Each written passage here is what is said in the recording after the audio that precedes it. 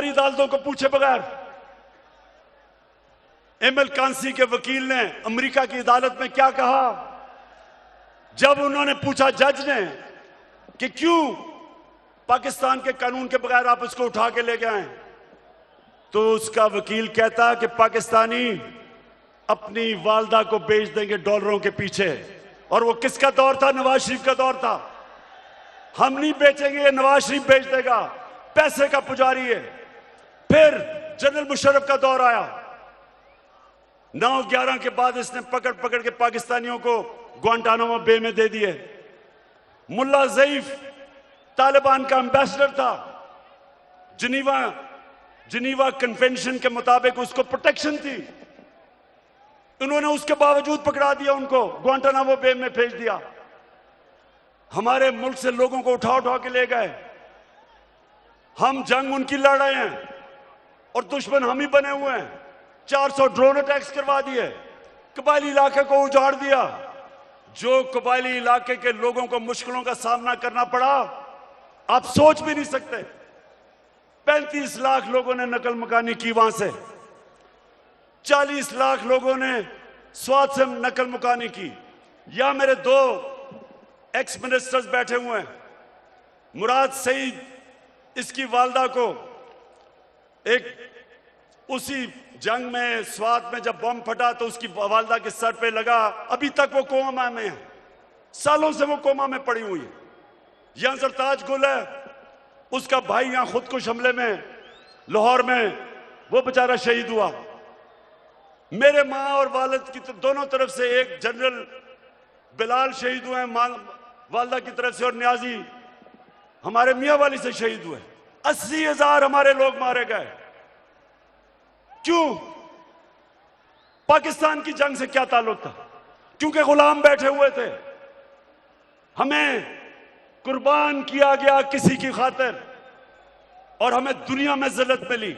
Usama bin Laden को पाकिस्तान में आके इन्होंने खत्म किया, कोई 3 दिन कोई बोला नहीं। प्रेसिडेंट ओबामा अपनी किताब में लिखता है कि मुझे बड़ा खौफ था कि मैं सदर जरदारी को जब टेलीफोन करूंगा वो बड़ी मुजम्मत करेगा कि तुमने हमारे मुल्क में आके ये किया क्या। कहता जब 3 दिन के बाद मैंने जरदारी को टेलीफोन किया तो कहता मुझे मुबारक देनी शुरू कर दी उसने कि मुल्क में आके जो आपकी जंग लड़ रहा है उसी मुल्क में आके आप किसी को मार दें और आपको बताएं भी ना।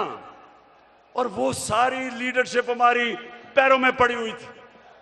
पाकिस्तानियों याद रखें, कभी आपकी कभी दुनिया इज्जत नहीं करेगी जब तक आप अपनी खुद इज्जत नहीं करेंगे। तो मैं आज आपके पास जो पैगाम लेके आया हूं वो ये कि हमने फैसला किया है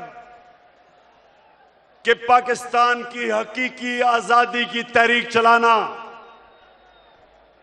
हमारे ये मुखालिफ समझते हैं कि जी मीनार पाकिस्तान के बाद क्या होगा। कान खोल के सुन लो,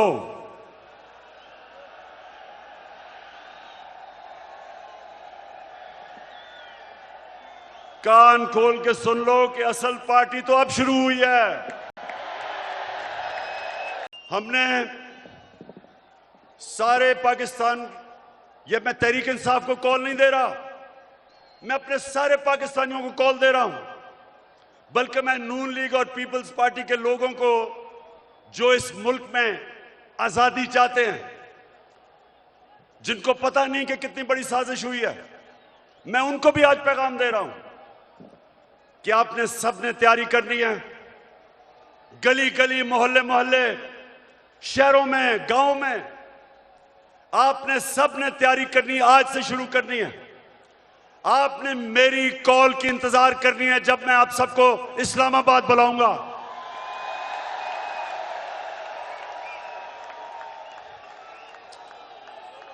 मैं आज ये वाज़ेह कर दूं कि मैं किसी किस्म का तसादुम नहीं चाहता। ये मेरा मुल्क है, मेरे कोई इस मुल्क के बाहर जाने की जगह नहीं।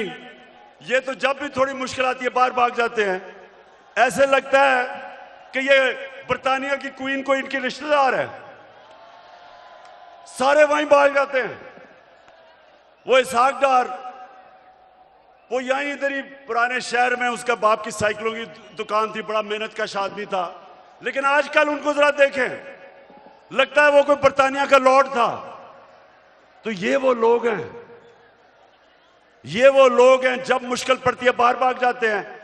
हमारा मेरा जीना मरना पाकिस्तान है। किसी किस्म का मैं तसादम नहीं चाहता अपने मुल्क में। हमारी फौज है, हमारी पुलिस है। और फौज का भी मैं ये कह दूं कि अगर हमारे पास एक ताकतवर फौज ना होती तो आज पाकिस्तान के 3 टुकड़े हुए होते।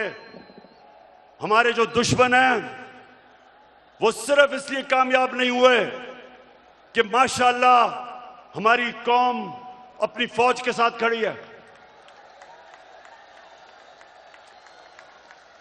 हमारी फौज ने एक गलत फैसला मुशर्रफ ने किया, गलत फैसला उसने किया, लेकिन हमारी फौज ने जिस तरह की कुर्बानियां दी, वो कुर्बानियां ना देते तो आज पाकिस्तान का भी वो जो शाम और इराक का हाल है वो होता।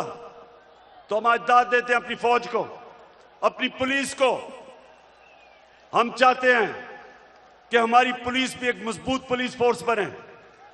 हम कोई किसी किस्म की इस मुल्क को नुकसान नहीं पहुंचाना चाहते, लेकिन हम किसी सूरत इस इंपोर्टेड हुकूमत को तस्लीम नहीं करेंगे। जो भी हो, ये जब समझते हैं कि ये तहरीक खत्म हो जाएगी, तहरीक अभी जोर पकड़ेगी। मैंने अपनी सारी पार्टी के बड़े बड़े सीनियर्स को कहा है कि इन्होंने अब निकल जाना है सारे पाकिस्तान में। आपने जाके लोगों को तैयार करना है, अपनी हकीकी आजादी की तहरीक में सबको शामिल करना है। आपने अपने इलाकों से निकल के और सीनियर लीडरशिप ने पाकिस्तान के उन इलाकों में जाना है ताकि लोग तैयार हों, मेरी कॉल की इंतजार करें। और मैं सिर्फ एक चीज चाहता हूं, कोई और चीज नहीं चाहता। मैं चाहता हूं कि जल्दी से जल्दी इलेक्शन अनाउंस किए जाएं। हम एक जमहूरी पार्टी हैं, हम जमहूरियत चाहते हैं, लेकिन हम कभी भी इस सिलेक्टेड इंपोर्टेड हुकूमत को कभी तस्लीम नहीं करेंगे। एक ही तरीका है, एक ही तरीका है, जिनसे भी गलती हो गई, एक ही तरीका है गलती ठीक करने का, फौरी इलेक्शन करवाओ।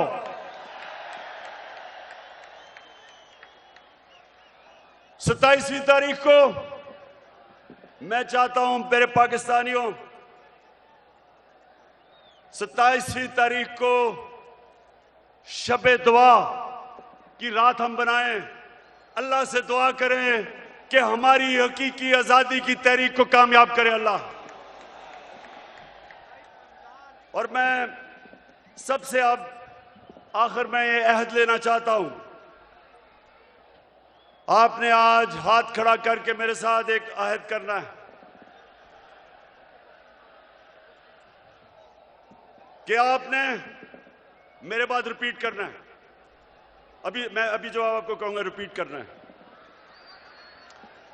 क्या हम सब आज अहद करते हैं कि हम अपने मुल्क की हकीकी आजादी और जमहूरियत के लिए हर वक्त जद्दोजहद करेंगे, तब तक जद्दोजहद करेंगे जब तक इलेक्शन अनाउंस नहीं होते। पाकिस्तान जिंदाबाद।